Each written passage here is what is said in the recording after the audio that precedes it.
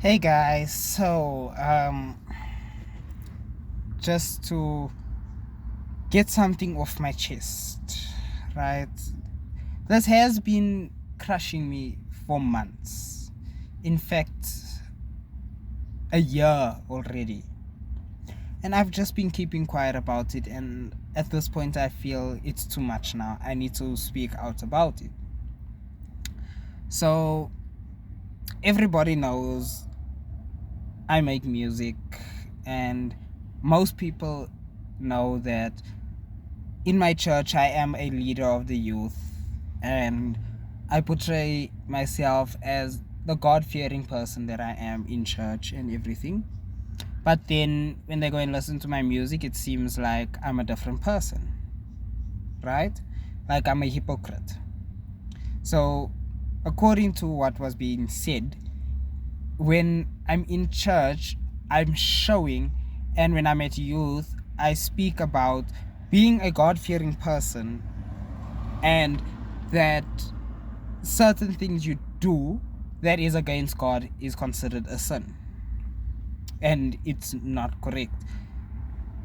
So, and then the people listen to my music, but then they say that when you listen to my music, the lyrics and everything is against God. So doesn't that mean I'm committing a sin? Why am I telling other people that it's wrong and it's a sin? So I'm gonna explain to you guys now. My music, right? When you listen to it, just because you wanna listen to it, you don't have uh you don't have the energy, or you don't feel like trying to understand what am I saying there. You're just listening to the music and just to get it over and done with. Then you will pick up that the lyrics is dark and it speaks about being evil and revenge and all that, which is wrong according to the eyes of God. You should always leave it in the hands of God. But now, if you had the chance and you had the audacity to try and listen to the songs to get the message that is encoded into the song, then you would pick up that it's not just because I want to be that guy who is making a lot of money and is up there on the top charts. And no, if you listen with a better understanding, you would decipher that in most of my songs I'm speaking about having pain, experiencing humility, to the point where so much rage has built up in me that things get said and it's not things that is intended. One of the songs that people feel I am Antichrist is a song called Unholy Demons that I recently released. They feel that song, along with Sicko Mode and Dracula, is Antichrist.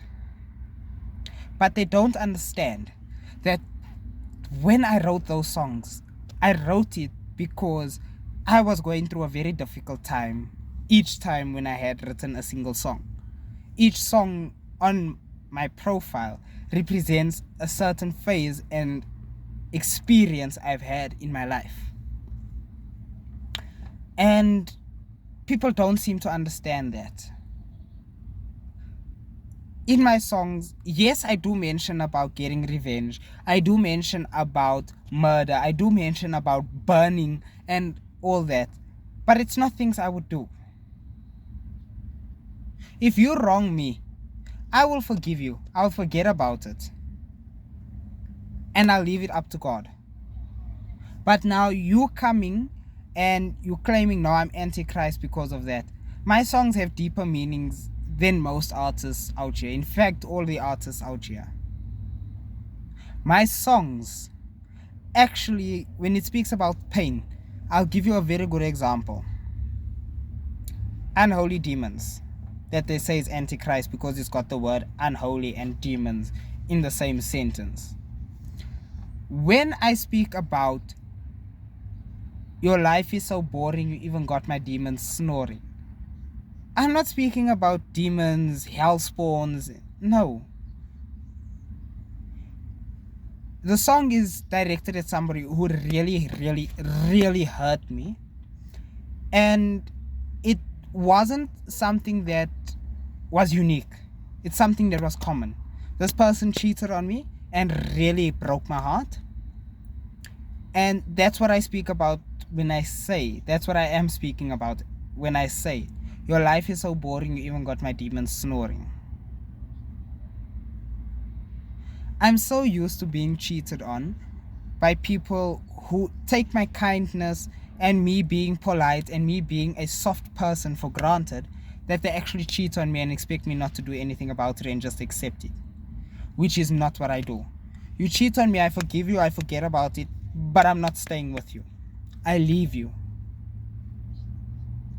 And then now you want to come back into my life and think that it will be all okay for you to just come in and hurt me over and over and over and over again, which I don't agree with. And that's why I say you got my demons snoring, because you done it once.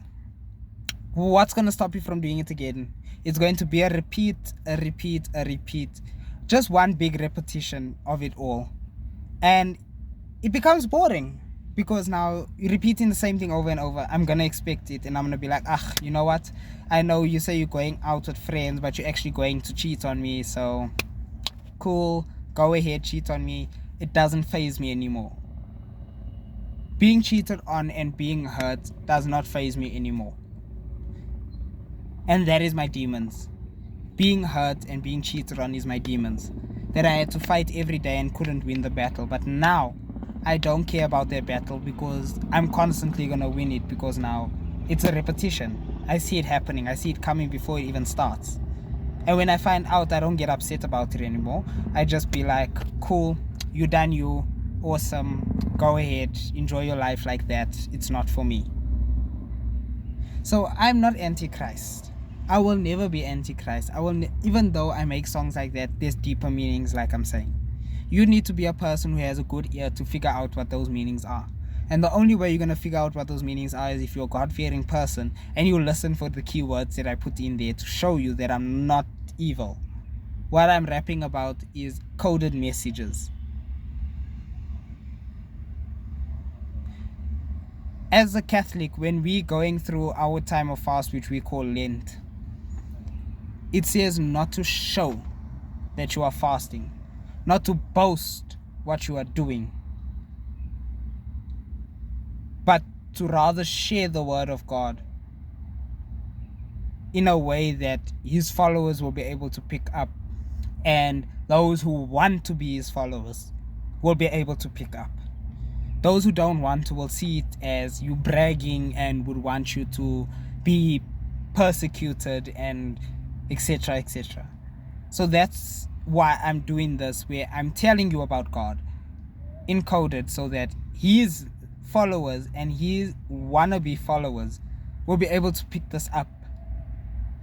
I mean, out of 7 billion people in this world, so far 2.5 million people have actually followed me for the right reasons, because they could decode the messages in my songs.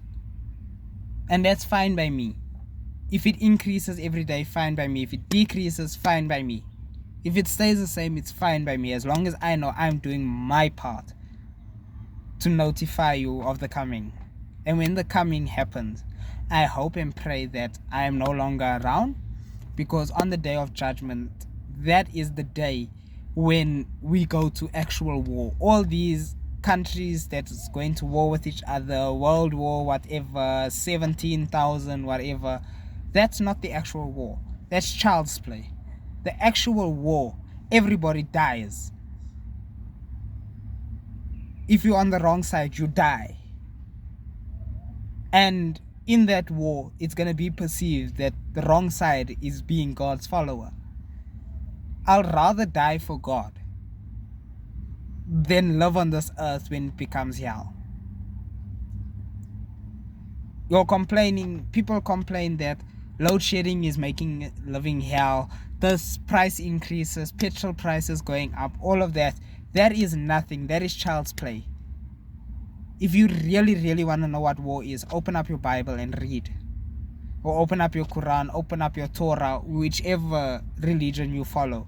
Open up your holy book and read. And don't just read because I'm saying go and read. Read with understanding.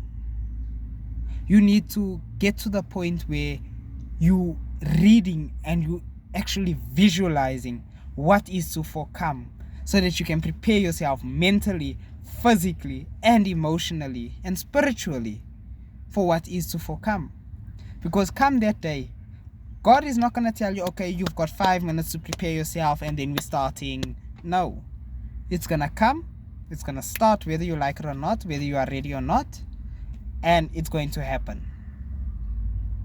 So that's why I'm doing what I can to the best of my ability to try and prepare the youth. Because the youth is being abandoned. They are being left behind. They are being told, see for yourself. And the youth is just like, nobody cares, so why must I? And that's wrong. Yes, I understand we need to be independent, but we need that support structures. We need that one person or one adult or one parent or one elderly person to motivate us. Because if nobody gives a damn and you're just like, you know what, see to it yourself, you are young, you have a very active mind, you will be fine. It's not fine. It is not fine. We need that support structure. We need that little push to get us kick-started. Once we are kick-started and running, then we will be okay. But if we don't have that support structure or that support person that will help us and motivate us and push us when we feel like giving up, then we're going to go nowhere slowly. We will just be going round and round in circles. Back to square one, where we started. You will be crossing start, but not collecting that $200. You will be finishing the race, but in last place, because there's no support structure. There's no one motivating you. Or as they would say here in Joburg, niemand kuza yoni. There's nobody kuzaring you. And that is a problem, because now that was put forward to the youth is having that attitude, nobody cares, why should I? And then it's bouncing back to the elderly, and they're like, the youth wants to do nothing. And no. Give the youth a proper chance and show them that you are supporting them, and see what differences you can make. Just by you telling that child, you know what, it's okay, you failed on your first attempt, there's always another chance, just keep pushing, don't give up. If a child, not even a child, any youth person can hear those words, not only coming from their parents, but coming from a stranger who's telling you, you can do it, I know you can do it, that changes their whole perspective. It gives them a better sense of meaning and understanding that they can change the way they think and reach for better. They can strive for better because now they've got that support structure behind them. When they feel like giving up, that support structure's there. It's pushing against them. It's telling them, hey, come on. I have faith in you. You can do this. You've got this. It's your future you are working for. It's your future life. But if there's nobody that's just like, you know what, you want to give up? Give up. It's fine by me. I don't care. That child's going to give up, and where's the child going to end up?